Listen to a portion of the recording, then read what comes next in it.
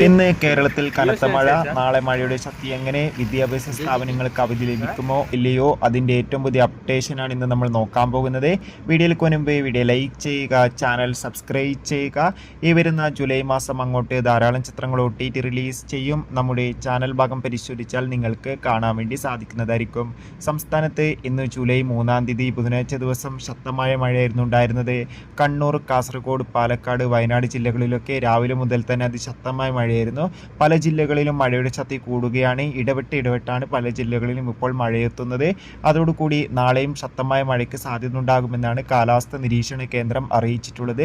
പല ജില്ലകളിൽ നാളെ ഓറഞ്ച്, യെല്ലോ അലർട്ടാണ് പ്രഖ്യാപിച്ചിട്ടുള്ളത്. അതോടുകൂടി വരും ദിവസങ്ങളിൽ മഴയുടെ ശക്തി കൂടുമെന്നും കൺഫേം ആയിട്ടുണ്ട്. അതുകൊണ്ട് തന്നെ എല്ലാവരും ജാഗ്രത പാലിക്കുക.